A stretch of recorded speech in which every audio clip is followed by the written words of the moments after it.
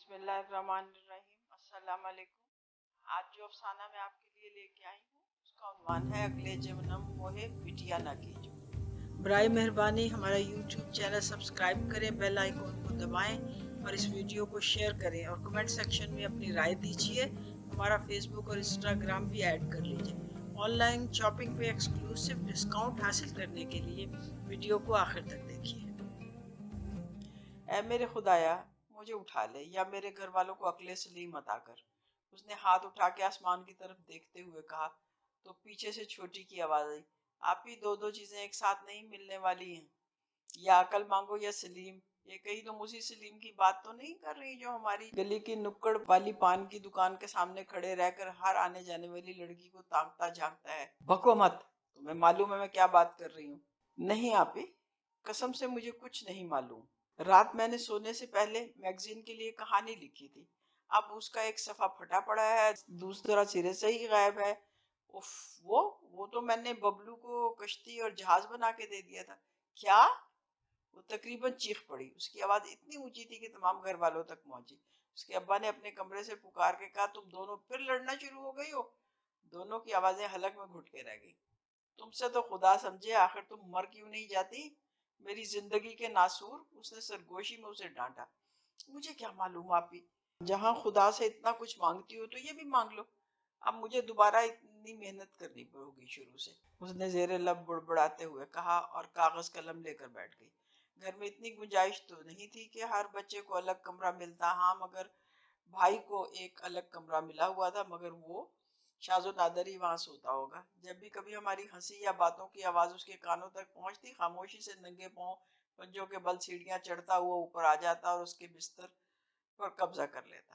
وہ صرف پڑھنے لکھنے میں ہی ہوشیار نہیں تھی بلکہ کالج کے رسالے میں کہانیاں نظمیں بھی لکھتی، اسٹوڈنٹ یونین میں بھی بھرپور حصہ لیتی، کالج کے مباحثوں سے لے کے آل پاکستان انٹر کالجیٹ ڈیبیٹس میں بھی شرکت کرتی اور ہمیشہ پہلا انعام اور ٹرافی اپنے نام کرتی۔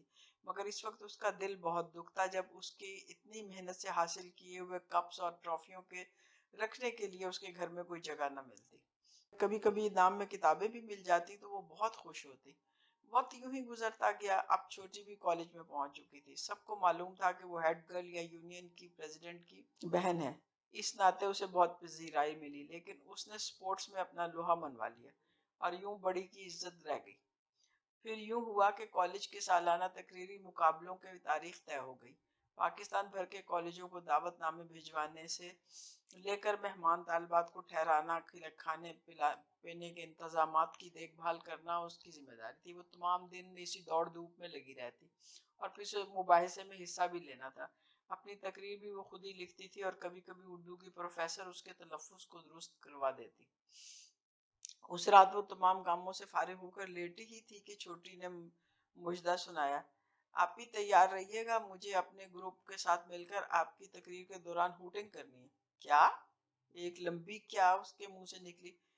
یہ کیا خیال تمہارے دماغ میں کس نے ڈالا؟ یہ اس نے پوچھا۔ کسی نے نہیں، میں نے خود ہی سوچا کہ دیکھو آپ کے اعصاب کتنے مضبوط ہیں۔ بے شرم، تو اپنی بہن کو ہوٹ کرے گی؟ نہیں تو جو قابو آ جائے گا کریں گے، پر آپ پر تو خاص نظر کرم ہوگی۔ یہ شوق بھی پورا کر لو، پہلے کون سا تم کوئی کسر اٹھا رکھتی ہو؟ آج آپ نے وہ نہیں کہا۔ وہ کیا؟ وہی جو ہمیشہ کہتی ہو، جیسے کہ تم مر کیوں نہیں جاتی؟ اب کیا فائدہ ہوگا اس سے؟ اب تو تم ہمارے حصے کا دودھ، مکھن، بلائی، فروٹ جو کچھ ملا کھا پی کے ہضم کر چکے۔ اپنا جسہ دیکھا ہے؟ ذرا آئینے میں دیکھو اپنے آپ کو، میری بڑی آپا لگتی ہو، اس نے چھوٹی کو سمجھاتے کے انداز میں کہا۔ اس سے کیا فرق پڑتا ہے؟ فرق تو بہت پڑتا ہے، لوگ تمہیں بڑی سمجھیں گے اور تمہارے رشتے پہلے آنے شروع ہو جائیں گے، اور پھر یہ کہ مرنا تو ہم دونوں کو ہے ہی، مگر تمہیں پہلے مرنا پڑے گا۔ یعنی کہ ہمارے معاشرے میں جب والدین بیٹیوں کی شادی کرتے ہیں تو انہیں خاص نصیحت کی جاتی ہے۔ وہ کیا؟ وہ یہ کہ اس گھر سے تمہاری ڈولی جا رہی ہے، اب مر کے ہی اس گھر سے نکلنا، یعنی وہ بیٹی کی ڈولی کو نہیں، اس کے جنازے کو کندھا دے رہے ہوتے ہیں۔ نہ کرو آپ ہی، آپ مجھے ڈرا رہی ہے۔ بھائی میں کیوں تمہیں ڈراؤں گی؟ اگر یقین نہیں آتا تو امی سے تصدیق کر سکتی ہو۔ خیر امی سے کیا پوچھنا ہے، میرے ساتھ کسی نے گڑبڑ کی کوشش کی تو میں سب کو جان سے ہی مار دوں گی۔ واہ کیا وچار ہیں بنوں کے، चलो 9 2 11 हूँ, यहाँ से मुझे अभी बहुत काम है। आपको हर वक्त कुछ ना कुछ करना होता है। चली जाओ मेरी माँ, मुझे अभी अपनी तकरीर लिखनी है और फिर याद भी करनी है। उसने वो मुकाबला भी जीत लिया। ये उस सीजन का आखिरी मुकाबला था। अब सालाना इम्तिहानात की वजह से बीए फाइनल की क्लास को फारिग किया जा रहा था। अलविदाई पार्टी पे उसे gold medal role of honour से भी नवाजा गया। वो बहुत खुश थी। उस रोज पहली बार उसके अब्बू ने प्यार से उसके सर पे हाथ फेरा। वो बहुत खुश थी और मुतमईन भी।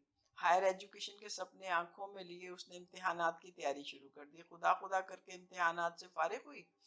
आज उसका जी भर के सोने का प्रोग्राम था। पर कहाँ जी, खुदा ने छोटी बहन की सूरत में जो एक भला उस पे उतारी थी, उसकी चीखों पुकार से उसकी आंख खुल गई।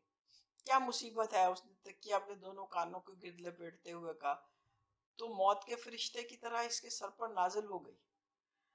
आप ही उठो, कितना सोगी, तुम्हारे लिए एक बुरी खबर है। या अल्लाह, खैर।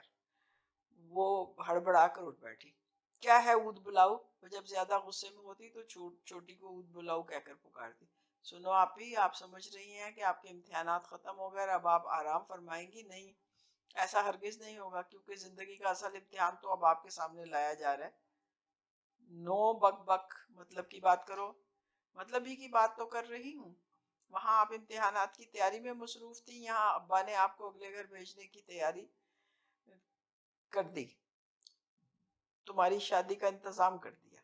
नहीं, ऐसा कैसे हो सकता है? किसी ने मुझसे पूछना तो क्या मुझे बताने की भी जहमत नहीं की? वही तो मुझे अम्मी ने आपको इत्ला देने के लिए ही तो भेजा। ये खबर इस पर बिजली बनकर गिरी। ये सिलसिला कब शुरू हुआ, कब से चल रहा था, उसे खबर ही ना हुई और ना ही किसी ने उसकी राय जानने की कोशिश की। वो तो आगे यूनिवर्सिटी में दाखिला लेना चाहती थी, फिर उसके बाद जाने क्या क्या ख्वाब देख रखे थे उसने। आप ही, ये बहुत ज्यादती है। बेटियां क्या गाय बकरियां होती हैं कि जिस खूंटे से चाह बांध दिया आपको एहतजाज करना होगा? एहतजाज? अब क्या फायदा होगा एहतजाज का, जब सब तय हो गया और वो रूहासी सी हो गई। उसने थूक निकला तो इतनी तकलीफ महसूस हुई जैसे गला अंदर से जख्मी हो। फिर भी आप ही, ये ज्यादती है। लेकिन मुझे तो इतला दी गई है ना, मुझसे किसी ने मेरी राय तो नहीं पूछी। अगर मैं एहतजाज करूं भी तो इससे क्या होगा, सिवाय इसके कि घर में एक फसाद का माहौल बन जाएगा जो मुझे बिल्कुल पसंद नहीं। तो छोटी की आंखों से भी आंसू बह निकले, लेकिन वो फिर भी जी कड़ा करके बोली, आपकी ये खामोशी हमारे रास्ते भी बंद कर देगी। तुम्हें ये बात समझनी चाहिए कि हम बेटियां वालिदैन की उसी तरह मलकियत होती हैं जिस तरह ये घर, पालतू जानवर और ये फर्नीचर फिक्सचर वगैरह। आप ही, वो चीख पड़ी, हमारी अपनी भी कोई सोच है, कुछ ख्वाहिशात हैं, हम बेजुबान जानवरों की तरह ट्रीट नहीं किया जा सकता। पहले अपने बड़ों की ख्वाहिशात तो पूरी होने दो, वो दिल के अरमान निकाल ले, फिर हमारी बारी आएगी। अपने अरमानों और ख्वाहिशात को जरा रोक लो। अगर इन बड़ों की ख्वाहिशात के साथ टकरा गए तो जल्जला आ जाएगा। क्या समझी? हम क्या दुनिया में हमेशा के लिए आए हैं? क्या वक्त यही थम जाएगा? छोटी ने कहा। मालूम नहीं। वो आंखें मूंदे खामोशी से दोबारा बिस्तर पर लेट गई। ये दिन नौजवान लड़कियों की जिंदगी का वो दिन होता है जिसके लिए वो जाने कितने ख्वाब बुनती, मगर उसके तो सिर्फ दो ख्वाब थे। एक तो उसका जीवन साथी तालीम याफ्ता हो और ज़हीन भी, ताकि उससे बात करने का मज़ा भी आए। अब ये सलाहियतें तो बाद में ही खुलती हैं, कबल अज वक्त कुछ कहना ठीक नहीं होगा। उसने सोचा, चलो चलो कोई बात नहीं, वो अपनी बाकी तालीम शादी के बाद पूरी कर लेगी। इस सोच ने उसे कुछ बेचैनी को कम कर दिया। अब और दिल अंदर से मुतमईन नहीं हुआ। इसी कश्मकश में वो दिन भी आ गया जब आंसू बहाती अपने वालिदैन के घर से दूसरे घर चली गई, यानी शोहर के घर। वैसे कितनी ज्यादती है ना कि लड़की का कोई अपना घर होता ही नहीं। अचानक धड़ाम से कमरे का दरवाजा खुला और वो डर गई। यकबारगी तो उसकी सांस अंदर की अंदर और बाहर की बाहर रह गई। घबरा के जो उसने सर उठाया तो देखा कि एक बड़ी सी महरून शेरवानी चली आ रही है। वो फौरन मुस्तैद होकर बैठ गई और जिंदगी के नए सफर का इंटरव्यू देने जा रही थी। झिलमिलाती महरून शेरवानी पलंग के जान कोने पे उसके बिल्कुल सामने बैठ गई। पहले एक खंगार फिर भारी मगर खुरदरी आवाज उभरी, अस्सलाम वालेकुम व रहमतुल्लाहि व बरकातहू। उसकी हंसी निकलने ही वाली थी कि उसने अपने सर को अपने घुटनों में छुपा लिया। آپ نے ہمارے سلام کا جواب نہیں دیا، شیروانی بولی۔ اس نے سر کی جنبش سے سلام کا جواب دیا۔ اس کے بعد ایک لمبی تقریر کا سلسلہ شروع ہو گیا، جس کا لب لباب یہ تھا کہ میرے ماں باپ کا حکم ماننا، میرے بہن بھائیوں کو کسی بھی بات کا برا نہ منانا۔ میں چونکہ سب سے بڑا ہوں، اس لیے سب چھوٹے بہن بھائیوں کی تعلیم سے لے کر شادی بیاہ تک کی ذمہ داری میری ہی ہے، اور میں توقع کرتا ہوں کہ تم اس میں میرا بھرپور ساتھ دو گی۔ اور جب تقریر ختم ہو چکی تو حکم صادر فرمایا کہ اتنے بھاری کپڑوں سے تھک نہیں گئی ہوں گی، جاؤ جا کے کپڑے بدل لو اور منہ بھی دھو لینا۔ نے فوراً ہی غسل خانے میں گھس کر کنڈی لگا لی اور آئینے کے سامنے کھڑے ہو کے زاروں کے تار رونے لگی۔ وہ سوچ رہی تھی کہ ٹھیک ہے، اس کے ابا اتنے پڑھے لکھے نہیں ہیں، پھر بھی وہ بہت سمجھدار اور جہاں دیدہ انسان ہے۔ کیا انہیں اپنی بیٹی کی صلاحیتوں کا ذرا بھی ادراک نہیں تھا؟ کم از کم ذہنی پسماندگی کے اس لیول کو تو سمجھ ہی سکتے تھے۔ اس سے تو بہتر تھا کہ اپنے ہاتھوں سے میرا گلا ہی گھونٹ دیتے۔ اس کا مطلب ہے کہ سعادت حسن منٹو نے بالکل ٹھیک ہی کہا تھا کہ کب تک مجبور نسوانیت تحفظ کے نام نہاد چار دیواری میں شہوانیت کے شکار ہوتی رہے گی، شاید ہمارے جیسے معاشروں میں ہی۔ دوستو، اس ویڈیو کے ڈسکرپشن سیکشن میں ہم نے آپ کے لیے ایکسکلوسیو ڈسکاؤنٹ کے لنکس دیے ہیں۔ ان کو استعمال کر کے آپ ہر قسم کی خریداری پہ ڈسکاؤنٹ اور ڈیل حاصل کر سکتے ہیں۔ اگر آپ کے ملک میں ان ویب سائٹس کی سروس میسر نہیں ہے تو ہمیں اسکرین پہ دیے گئے ای میل ایڈریس پر آرڈر کر سکتے ہیں۔ ہم دنیا کے ہر ملک میں ڈیلیور کرتے ہیں۔ ڈیبٹ کارڈ، کریڈٹ کارڈ، منی گرام اور بینک ڈیبٹ سے ہم پیمنٹ وصول کر سکتے ہیں۔